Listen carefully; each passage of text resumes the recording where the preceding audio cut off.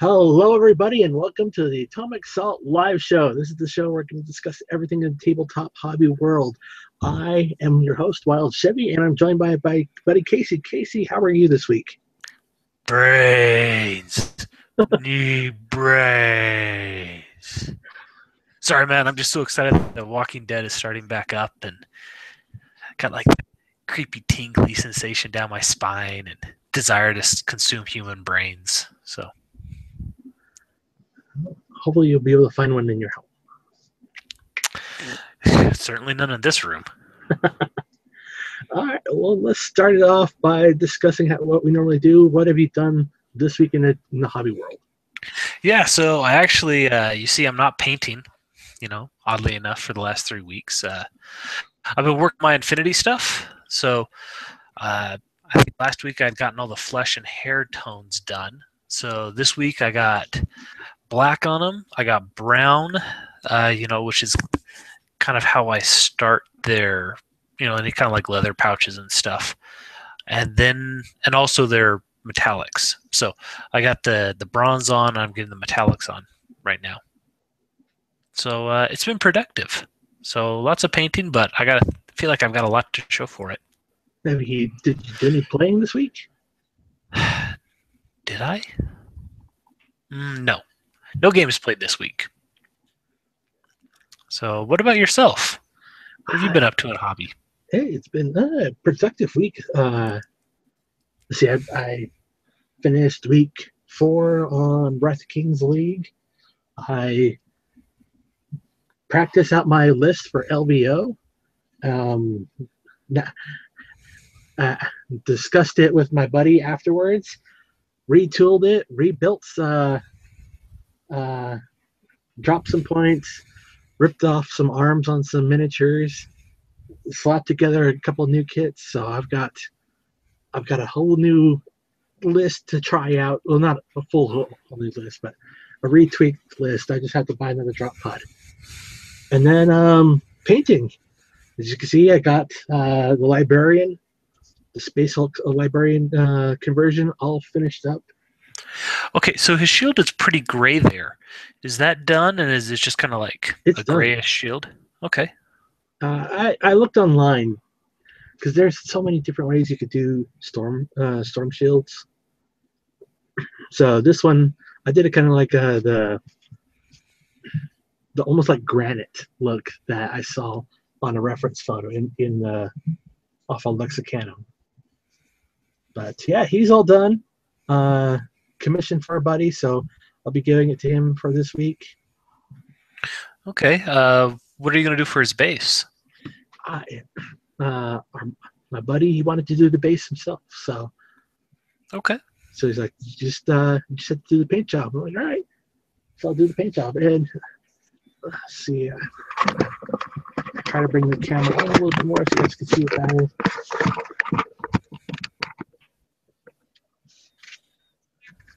So yes, there it is.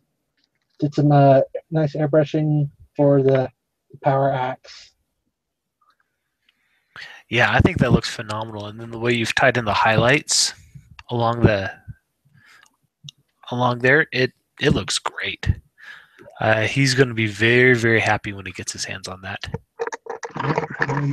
If anybody wants to see some photos, I do post the photos up on the Facebook page.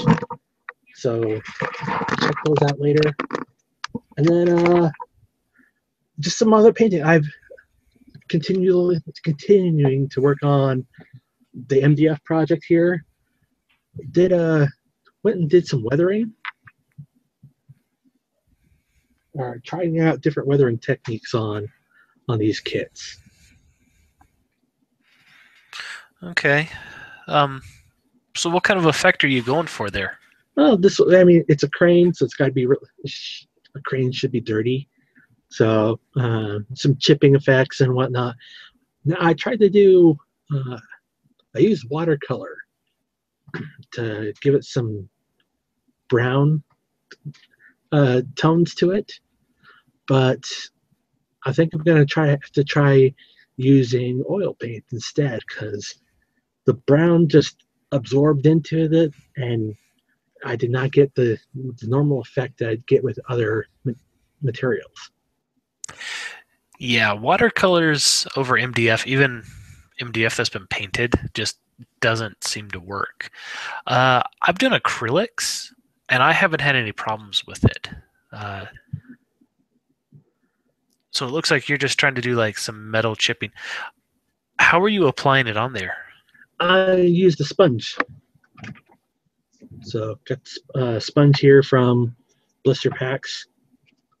Just kind of added paint, like a dry brush, added paint, and then just stippled it along. What I would try and do is take that sponge and like ball it up. I wish I had. Oh, I do. It Okay. was all balled up. Okay. So, yeah, I think you could maybe try starting with a little darker color first and then going with the metallic. Like, try stippling. There's no metallics on there. It's just gray. Yeah. Because I don't think that gray is dark enough. Like, you really want to give your weathering a little bit of contrast. And that, yeah, I would go with a darker color first and then try stippling your lighter gray over the top of it. Yeah, like I said, just practicing, trying to see what I could do on these. So that's been it for me for this week on updates. I did get a couple of boxes of stuff in the mail. I got actually just recently I got my pinups from Kingdom Death.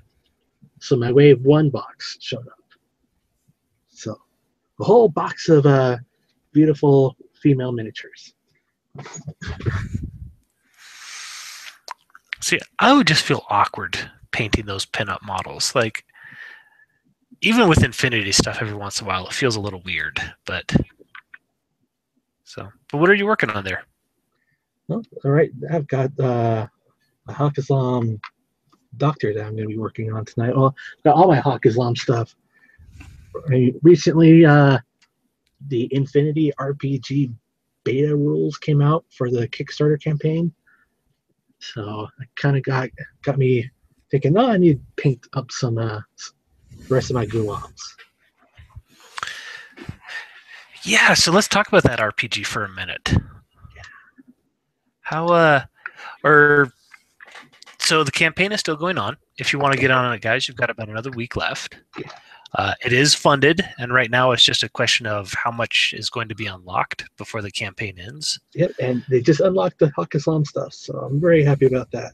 I really want the tag stuff, but that's 3 unlocks away.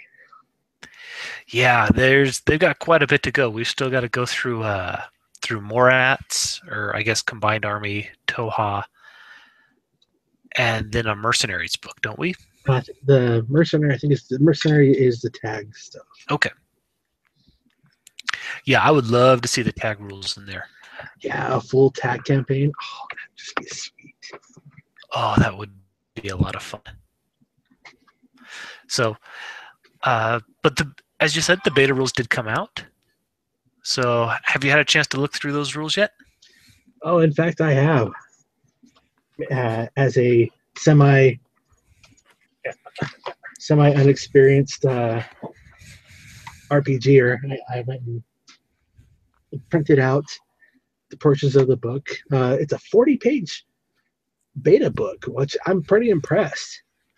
If you ever want to get anybody into Infinity, I mean, just this beta quick start rules goes over everything in fluff wise, goes over factions, a little bit about our motivations. But then, yeah, I've got all the basic rules here. Just trying to read through and make sure I understand everything. And I'm liking what I'm seeing. How about yourself? Yeah, like you said, the first few pages of it is all fluff. And honestly, if you've read through the Kickstart and you've kind of looked at their updates, most of the updates, there's not a whole lot of new ground that's covered in the fluff here. But at the same time, it's a great discrete document. You can hand it to somebody, and they'll get a good idea of what Infinity is all about. Yeah, and I'm liking some of the mechanics that are in here, like the use of heat. Heat is a mechanic. So if you wanted to, you only get 2 dice normally for your actions, but you could increase your dice pool by getting a heat, and that gives you extra dice. But also that token goes to your GM, and your GM can make the situation down the line a little bit more interesting. Yeah, and I think one of my favorite mechanics that I saw was the ability to help your friends. Yeah. So, like, let's say I'm trying to make like a hacking check, and so I would give my 2 dice as normal. But if I have somebody else in my party who's also a decent hacker, they can assist me, and as long as they can find a fluff reason to do so, so I can roll my 2 dice plus however many extra I want to add. I believe it's up to an additional 3, and then the other person who's rolling can add a single dice that they'll roll as well to determine how many successes you get. So, and as long as me being the primary person who makes the check, as long as I succeed, then we're able to use my friend's successes if they get any as well. However, if I don't succeed, then nobody succeeds. It's great. I mean, they've busted out the rules pretty good, I think. I mean, if this is what the beta looks like, the full release is going to be great. And a few weeks ago, we discussed what we wanted to be, and sure enough, in the beta rules, it's almost like we guessed it. It's almost like they were listening and watching our show. You got the Aryan the Dog Warrior, except he can't transform. And you got the Hakazlam Assassin. Yeah, I'm a little disappointed that they don't have beast mode for the dog face, but I suppose that's kind of more of an advanced thing. Yeah, quick start rules. But yeah, I mean, your dog warrior definitely looks like a tank with all the rules, and then the assassin looks more like a cleric healer class. Yeah, he's definitely going to be your sneaky one because doesn't he have like a stealth suit that allows him to re-roll one of your checks? Yeah, he's the rogue / healer. Yeah, I think it's going to be really interesting to try this out. Hopefully we're going to be able to get some dice rolling here this week, and we'll be able to tell you guys about it next week. Yep, our local workhorse, we hooked up with him, said we want to do this, and yeah, we got a date set up. We're looking to get everything going for the RPG beta rules. Yeah. So, and I think we've got a nomad hacker. So we'll have a tank, a hacker, and a sneaky person. And one of us is going to try to stab somebody in the back. Oh my gosh, that was the one I was afraid of most, and it was just hilarious. Because so the Mike, who is our GM, put out a small survey to kind of see what we were all wanting to get out of this. And one of the questions he put was, how do you feel about inter-party hurting your other party members? And among the different options were, we're all on the same team, or another was, it's okay to like steal from other people. And then the last one was, I'm fine killing the other people in my party. as long as it meets my goals. And he showed us the results, and all 3 of us picked a different answer, all the way from let's all be pals to I'm willing to kill anybody else who gets in my way. But we don't know who answered what. Well, so we do in the point that we know what answer we yes, picked. I know what I picked, but I have no idea what you or Austin picked. So I could be a homicidal maniac just waiting to snap, or you could be a homicidal maniac just waiting to snap. It's very, very interesting. Unless you are actually the homicidal maniac, then everybody else is just a target for you. Yeah. Do you really want your doctor to be a homicidal maniac? Hey, see, this is like where the psychology is going, and I'm like, okay, so if Alan's going to play the assassin, maybe that mindset leads him to being the kind that doesn't care about anybody else. But I'm like, but then again, Austin, he likes to play orcs a lot, and he kind of has a kill 'em all mentality. So we'll see. And So then there's me, who likes playing the dog warrior, who well, everybody's just, a walking bag of dog food. so we assume you're the bad guy. Me? Okay, that's fine. Find that interesting that you think so, because I immediately assumed that you were the homicidal maniac. Me? Come on. So yeah, so we're going to try that out this week. It'll be a lot of fun, hopefully. This is actually going to be my first RPG, so I'll probably screw it up. Pop in the cherry. It's funny, like I've been spending a lot of time like reading articles on how to be a better RPG player, better GM, and because like I don't want to be the guy who just screws everything up for everybody else. But however, being the dog warrior, I do reserve the right to go Leroy Jenkins whenever I see fit. Squirrel. Hey, now we told you that that's only for serious business. There, you don't go calling squirrel when there's no squirrel. That just ain't cool. We're going to be in a tough situation, pinned down by gunfire, and then somebody pulls out a squeaky toy. Hey, just throw it towards the bad guys. Here, then we have a Leroy Jenkins. Somebody's going to be interested. We're going to have somebody new come to the group. They'll be like, why is Casey going around with a cone of shame on? Casey does not like the cone of shame. Oh.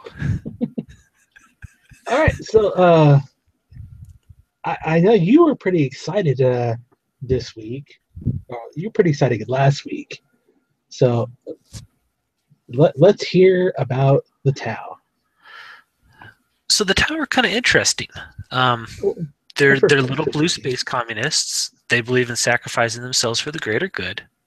Oh wait, you want the releases, or you want to know all about them? Hey, it's up to you. I mean, you're the one who was sporting the Tau wood earlier this week. Well, we've got like another half-hour show to fill here, so. All right. Well, first off, did you get the new kit? I did not. I kept telling everybody that I wasn't going to get it. Nobody seemed to believe me. But I'll be honest, the Storm Surge just does not do it for me. And why is that exactly? Okay. So aesthetically, I'm just okay with the model. I pretty much like it from the waist down. The big gun on its shoulder is fine. The tons of weapons everywhere is okay as well. However, I think it looks a little odd with no arms on it. Like, I think that the no arm look is kind of strange. Like, I appreciate the Tau practicality going on there. The whole idea of, if it doesn't need arms, why put arms on it? But I don't really like it from a aesthetics standpoint. It's got that weird open cockpit going on. Yeah, I thought that was pretty weird. I'm really just surprised that GW didn't give anybody, didn't put like a spare cockpit piece on there so you could like at least model it covered up if you wanted. Especially like when there's this giant gun like right over the top of their heads. Like, you would think that you would have want a little bit of sound dampening between those two things. But so anyways, yeah, didn't pick it up. And also rules wise, I'm not going to say it's underwhelming, because I think for the points that it has, it's fairly priced. But the playstyle is just very static. You want to set it up and leave it in one spot and have kind of your gun line around it supporting it. And that's just not really how I play my Tau. So, however, the Ghost Kill, which we kind of looked at and we talked about last week, That's the I one love. that's pre-order right now, right? Yes, and if you go to Frontline Gaming, they have it for 25% off if you pre-order it. So, and I'm having a really hard time not buying 3. So tell us a little bit about the Ghost Keel. So the Ghost Kill, as we found out from the rules of Leaked, it's essentially a monstrous creature. Strength 6, toughness 5, 4 wounds, 2 attacks, base. Plus, it's a monstrous creature, so you have things like move through cover, causes fear, has smash attack. All of its attacks are AP2, hammer of wrath, that sort of thing. So that's all well and good, which means that even while it's Tau and it's not amazing at close combat, you can't not. You have to take it kind of seriously, being a monstrous creature. It also does have stealth, and it has a special rule that it gives stealth to any other unit in its squad. Those are the drones, right? The drones. No, we'll get to the drones. So the suit itself confers stealth to anything else in its squad. I thought it was just the drones that did that. Nope. What the drones do is well, maybe it's the drones. The drones give stealth to anything else in the squad as well. However, if anything already has stealth, it gives it shroud on top of that stealth. And it's pretty clear that stealth plus shroud stack on the top of each other. Oh no, the battlesuit, if you're shooting outside of 12 inches, it doubles the effect that stealth and or shroud have. For that, just it. Yes. So if stealth confers a +1 cover save, so for shooting outside of 12 inches, stealth counts as a +2 for your cover save. Same as shroud, which is a +2, then counts as a +4. So really, as long as it has at least one drone, the Ghost Kill can walk around even outside of cover with a 2+ cover save, which is pretty darn nice. On top of that, it has the fun little trick of once per game, when a unit nominates to shoot at it, it can declare that it's using, I don't know, its electric boogaloo system, and all the shots from the unit that was going to shoot at it are now snapshots. Okay. So if you're going to try and put a template down on this bad boy, you are SOL. Or you have that, a whole big squad of zombie meltas, they're all snap shooting now. So the interesting question is, the way the rules say it is that this is activated on a per model basis, but the effects affect the entire squad. So hopefully it'll be a little more clear, or at least we'll come to a consensus of, if you take 3 of these in a squad, because you can't take a squad, do you get to use this 3 times, once for each battle suit? So, but we'll see. So, costs you 125 points. Has a pretty decent gun. Strength 7, AP4, Assault 6, or you can overcharge it to Strength 8, AP4, Large Blast. Gets hot. And you can stack on it some fusion guns or some burst cannons. Do you have any photos of this guy? No, not pulled up. We looked at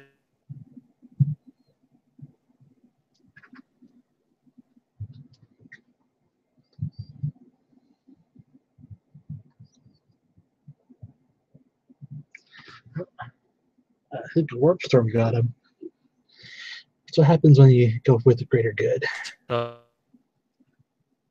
we'll see about replacement. Are you still there, Alan? Yes, there he is. There he's back again. That.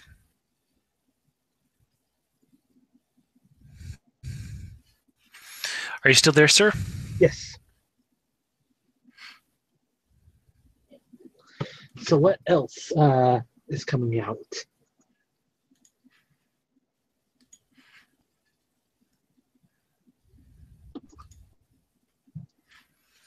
Can you hear me, sir?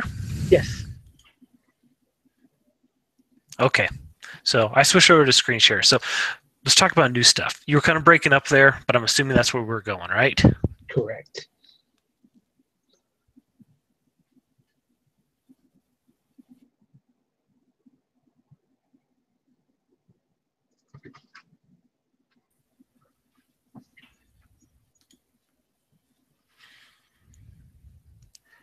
Are you there, sir? Can you hear me? Yes, I can. Okay, we're kind of breaking up here. Well, continue talking. We can hear you just fine. Okay, then. So, as for the new stuff, we've had kind of a deluge of new Tau things coming out.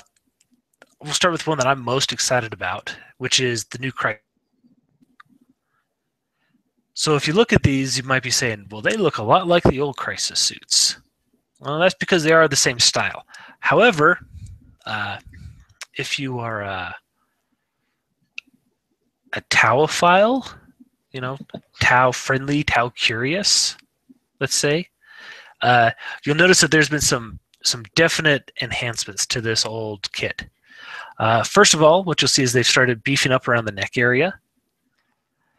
Next, they've actually given them torsos. So you can see here and here. And so the new torsos can actually twist. So they have a waist. And the legs have also become a lot more posable, along with the arms. And they're female pilots too, right? There's a female pilot on the Ghost keel. So inside of there is a lady. I don't know. We don't see the pilots inside of there, so I guess there could be a female pilot. The Tau have no problem sending women into combat. Let's be honest. A female Tau combatant is still twice the combatant as any Blood Angel, but they've also done a couple of interesting things here. There's some new heads. They've given them large shoulder pads, but the backpacks are now asymmetrical in some cases. You can see on this guy, he has, two big vents coming up over his shoulders, whereas this guy has a big vent here, and this one is just flat. And, you can see better here, like there's one over this shoulder and none over right here. Why they've done that, I don't know. Well, this is the race I'm not sure I like it, but this is the race that does all the experimental stuff, right? this is true. So maybe that'll signify something different in the rules. Maybe not. We've got a new commander here. This was a model that was actually released, or the commander model, this is called an enforcer suit. There was one of these models that was released a couple years ago with the last Tau release, but it was kind of like a monopose kit. So it looks like this kit, if it's not monopose, if it is monopose, it's at least styled differently. But it looks like you'll be able to position him and pose him however you like. And hopefully he's in plastic now instead of fine cast. Yeah, I think they've pretty much done away with fine casts except for special order stuff. So here's just another view of it. And you can see you've got a lot more posability out of the arms. You can point them up, make their arms straight. You can still go with the classic 90-degree angle look. You can put it somewhere in between. And the suits also just have there's a lot more head options. The suits just seem to have a lot more bits and bobs hanging on them as well, with a lot more detail. So it's funny because I think I have 9 Crisis suits, and I still want to buy 2 more boxes of these guys because I just love what they've done with them. The Crisis suit was a really old kit, and you could get a lot of work out of it if you were willing to, take a knife to your models and do some conversions. So I think I'm just totally happy with what they've done here. So you can see the waists that they've done on the models here a little better, and they've kind of brought them into more in line with some of the larger pieces or the larger suits.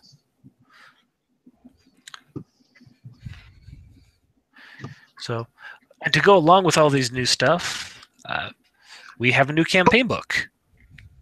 So just like what we've seen, we had Blood Angels versus Tyranids, we had Space Wolves versus Orcs, and now we have Tau versus Raven Guard. It'll be kind of, if you've seen any of the campaign supplements before, there's no surprises here. You're going to get a couple pages of fluff about each side of the army, and you'll get a small campaign to play through with the models provided. Now, Raven Guard, aren't they in the just regular Space Marine Codex? They are. They are in the vanilla book. They're generally considered to be one of the weakest options that you can take out of that book, although they do have their diehard fans. So, as for the Tau, what you're going to see is I didn't put the Raven Guard box up because I don't care about Raven Guard. I did at one point. When I was first looking at this, I looked at Raven Guard really closely, but I just thought Tau was cooler. So what should we get? On the Tau side is you get 3 stealth suits, you get a specialty ethereal figure, a squad of Pathfinders, along with all the drones that come along with them, and a Tau Piranha. The ethereal is brand new, so if you have to have all of the Tau things, you might be looking at this box. Seeing as how I have a dozen stealth suits, about 20 Pathfinders, 3 Piranha, I'm really not looking too closely at this. I think it's nice, but there's nothing in this for me. I mean, other than this one guy, and I'm not going to spend $90 just for one model. Come on, it's an ethereal. You know, here's the thing. I could justify getting a new Piranha, but the rest of it I really, really don't need. Which is kind of disappointing because I want to have it. I just can't justify spending it all for models that I already have more than enough of. However, the nice thing is it looks like, unlike in previous years, you'll actually be able to buy these 2 boxes separate. So if you just want the Tau component, you can just buy the Tau component. Or if you just want the Raven Guard component, for some reason, you can just buy that. That's good, because, I mean, Chaos Space Marines or Chaos stuff and Space Marine stuff, you can always find somebody who plays Chaos. You can always find somebody who plays Tau. True. And the nice thing about if you look at the Raven Guard stuff, it's all done generic enough that you could incorporate them into any other force that you wanted to. You know, so if you paint them blue, you can make them Ultramarines. You could paint them green to turn them into Dark Angels if you really wanted to. So you can just see here's some of the details. He's standing on a drone, which is kind of hovering over the air. So I think that's kind of cool. He's got this cool little staff that you'll never ever want him to try and use, and he's holding, some little jewelry here. Guys, prayer beads. Yeah, this represents the 5 different castes. You have the earth caste, the fire caste, the water caste, and the air caste. And then hanging off on this chain over here is actually the ethereal caste, showing them as kind of being a bit apart from the rest of them. So I like the model. I think it's quite nice, especially when you compare it to some of the other ethereal models they have. This guy looks like he's a fighter. I mean, as much as tower fighters. The versus just being like kind of your generic space pope. So, but finally, this is one that's got people a lot of excited. We also have rules for it. Is the new Breacher Squad. So it's been rumored for a while that the Tau Fire Warrior box, which is the Tau's kind of mainline troops, was going to be getting a dual kit, which would be really nice because that Fire Warrior kit had a lot of problems with, and we're seeing that we're getting it. We see kind of a revised helmet. This is what looks like a pulse carbine, but it's not. We'll get into that what it is in just a second. And it has some drone options. So pose-wise, these are pretty. What? Don't they have a pistol in there as well? Yep, there's a guy with a pistol right there, which is funny because the models don't actually have any rules for using pistols. So you can see this Space Wolf. He's kind of looking at him like, I do not want to have any piece of that. And he's right. He really doesn't. Because we'll start over here. Let's take a look at their weapons. From 0 to 5 inches, these guys will shoot a Strength 6 AP3 shot at Assault 2. 5 to 10 is Strength 5 AP5 Assault 2. And 10 to 15 inches is Strength 4 AP Dash. Which, let's be honest, AP5 may as well be AP Dash. Unless you're fighting bugs.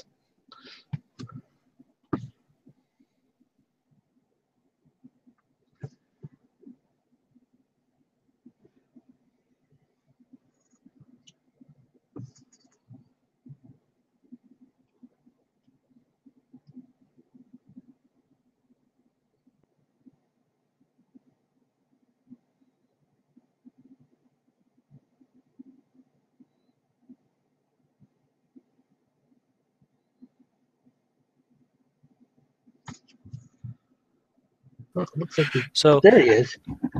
You look at their stat line. Sorry. So it's a generic Fire Warrior stat line. Ballistic skill 3, strength and toughness 3, 1 wound, initiative 2, 1 attack, leadership 7, 4+ armor save. But then, as we mentioned before, they'll have a 5+ invulnerable save. They're 9 points a model. Minimum squad size is 5. Maximum is 10. I'm not totally happy with it because they're still making you pay an extra 10 points for a sergeant who gets extra 1 attack and has leadership 8. Woohoo! Now, do they have a delivery system for these guys? That sergeant, he can take options from the drone list. So if you want that cool 5, pardon? Do they have a delivery system? You're kind of patchy, Alan. Could you say that again? How can you get these guys into the fight?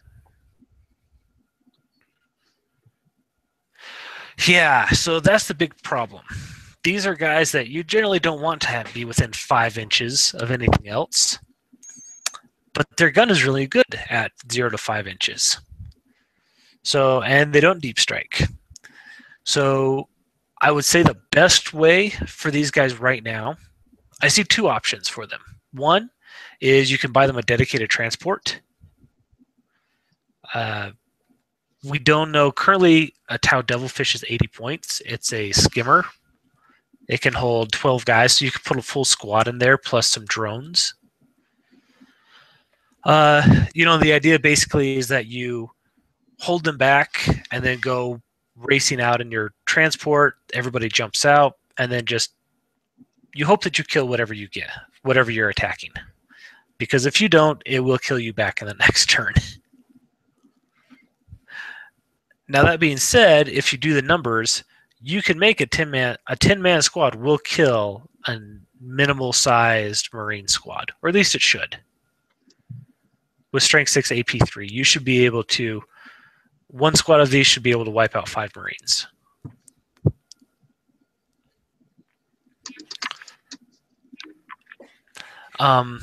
The other way I can see of using them is you basically set them up as a counter assault unit. So as we all know, Tau suck in close combat.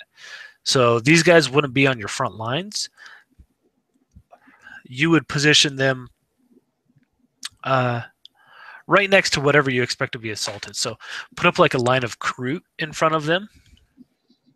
So the crew will get sucked into close combat. Kroot will do what Kroot do, which is die, and then your enemy is now within your 5-inch range for these guys to do their work. You might also think about setting them up if you're playing a gun line. Set them up behind that fancy new Tau Aegis line that we've seen. Maybe put them right next to something like the Storm Surge, and you're really going to force your opponent into thinking: do they want to assault the Breacher team, or do they want to assault that Storm Surge? So that's kind of the way I see them. And let's be honest, you get 5 guys for 45 points. For a 9-point model with an AP3 gun, that's really not bad.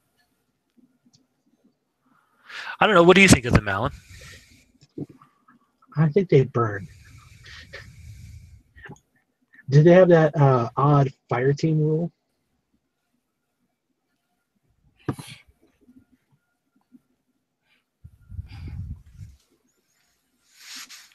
I'm sorry, say that again? Do they have the fire team rule that we saw in the Ghost Kill? Did you say I want to make sweet love to them in the moonlight? Okay.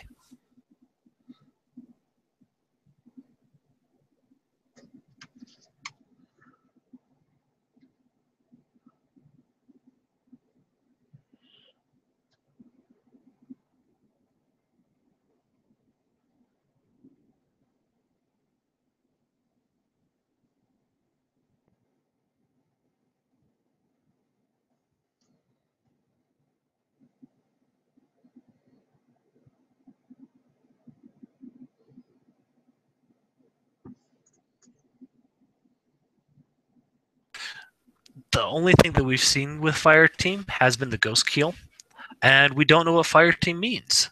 So, because we haven't seen it on this unit or anything else, I'm guessing that Fire Team is going to be like a specialty rule that maybe lets them split their fire when in a unit, or maybe let themselves attach to something else that has the Fire Team rule. So, but that being said, that's my guess. We don't know for sure. So, well, I'm all out of pretty pictures, Alan. Is there anything else you want to talk about? That's all I've got for tonight. So, it feels like we've talked a lot, but I mean, you can tell the big 2 things in our mind right now are the Infinity RPG and Tau and Hawk Islam. All right. I think that's going to do it for us tonight. Hopefully we can fix our connection problem that we've been having here. Let us know in the comments below what you think about today's episode. Are you going to be doing the Infinity RPG? Will you be participating in the beta? Are you a Tau player? What do you think of the new stuff? What are you going to be picking up? Put them down in the comments below. Let us know your thoughts. As always, like this video, share it with your friends, subscribe to see more. Casey, if you're still there, anything else? Nothing else for me. Just as always, if there's something you'd like us to take a look at or you'd like us to talk about, just send us an email at theatomicsalt@gmail.com. This has been The Atomic Salt, and the Tau have just blown our mind. Especially Alan's. Yes. Have a good night, folks. We'll see you next week.